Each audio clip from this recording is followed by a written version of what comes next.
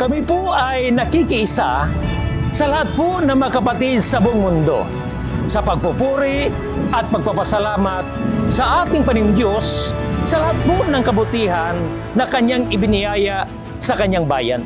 Sa panguna po ng ating tagapamahalang pangkalatan, ang kapatid na Eduardo V. Manalo, at ng ating pangalawang tagapamahalang pangkalatan, ang kapatid na Angelo Iranio V. Manalo, ay hayag na hayag po ang patuloy na pagtatagumpay ng Iglesia sa kabuuan sa lahat po ng larangan ng magawain. Mula po sa mga ministro at mga gagawa kasama ng aming buong sambahayan at maging ng mga kapatid ay bumabati po sa ating pinakamamahal na tagapamahalang pangkalatan, ang kapatid na Eduardo V. Manalo, at sa ating pangalawang tagapamahalang pangkalatan, ang kapatid na Angelo Iranio V. Manalo, at sa lahat ng mga kapatid sa buong mundo ng Happy 112th Anniversary po.